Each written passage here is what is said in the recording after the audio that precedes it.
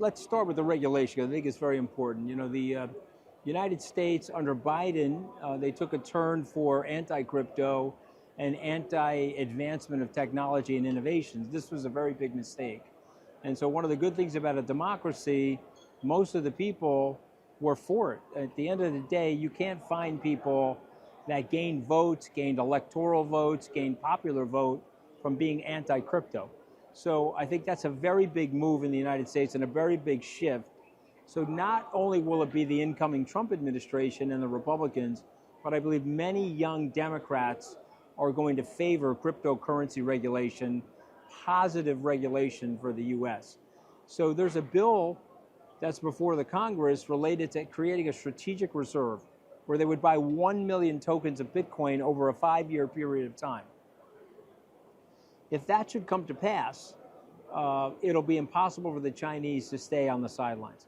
But let's say like what happened with Microsoft yesterday. Microsoft had a vote. They said they're not going to put the Bitcoin on their balance sheet, and they voted no. And let's say the United States does the same thing, which I predict they probably won't, but let's say they do. The Chinese still have to move into crypto. They still have to be part of the Bitcoin story. They won't want the rail system, the future of financial technology, to be controlled only by the West. There's $7 trillion expended in the global economy to verify transactions. This includes credit card fees, it includes wire transfers, it includes the legal machinations around the sale of a business and the sale of a piece of real estate. Over the blockchain, we'll be able to expedite these things and do it without the third party. This will unleash a tremendous amount of economic innovation. And if the US is going to go towards it, it's going to be impossible for the Chinese, even though they like controlling things, it'll be impossible for the Chinese to stay behind. Over time, I mean, I said at the beginning of the year to Bloomberg, when I was here in Abu Dhabi in February, I thought that Bitcoin could get to $100,000 by year end just because of the demand associated with the ETFs. And we're very close, you know, we're right there, 97 to 102,000. I think over the next year, Bitcoin could get to $150,000 to $200,000 because you're going to have positive regulation, positive legislation in the United States, which is still the world's largest economy and the most significant economy as it relates to financial services. And then the last piece is don't underestimate the demand that is being generated by Wall Street. I've been on Wall Street for 35 years. What does Wall Street like to do? It likes to sell products, it likes to sell ideas.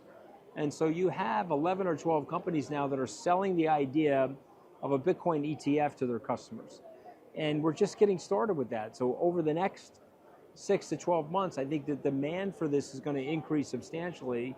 And I think Bitcoin could double over the next 12 months. Well, I mean, the president's talked about a number of different things, any of which would hurt the economy. So he's talking about deporting 15 million people from the United States. That would hurt the US economy and have a big impact on the world. He's also talking about ending birthright citizenship in the United States. And so for viewers abroad, if you're born in the United States, you have the right to be a citizen of the United States. And so there are people that maybe are in the country illegally, their children are US citizens. And Mr. Trump is saying, well, if the parents there illegally, we're going to revoke the citizenship of the children and move the whole family out of the United States. I think that would be very, very bad for the US because the US has a welcome mat sort of a culture. We are the greatest beneficiaries of human capital coming into the United States and helping us with work and economic innovation and technological growth. If he does that, I think it's going to be a very harsh thing to have happen to the US. So I'm hoping that that was just rhetoric. The other thing that he also talks about, which I would be worried about, are the tariffs. He would have to balance the tariffs with a reduction in income tax. And so there's another way to look at tariffs as a form of consumption tax. I know the president says that the other countries pay for the tariffs, but they don't. The tariffs are on the goods coming into the country that the consumer has to pay. So let's call that a consumption tax or like a VAT, which is very popular around the world. If you're going to put that in place, then you have to find a way to reduce income taxes. Otherwise, you're going to cripple lower and middle income people. So I'm hoping that a lot of the stuff that he said during the campaign is not things he's going to actually act on as president. Well, listen, I'm a friend of this country. I'm a fan of this city. I have a warm and close relationship with Ambassador Yusuf. I've had the great honor of my life to be with MBZ. And so I love this country. I have a love affair with this country. And over the last 5 years, this is emerging as a wonderful technology and a wonderful trading hub.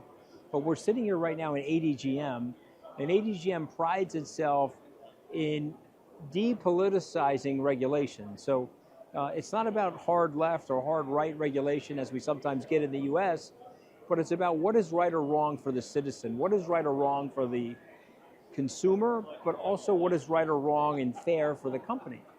And so that's the reason why you see this growth.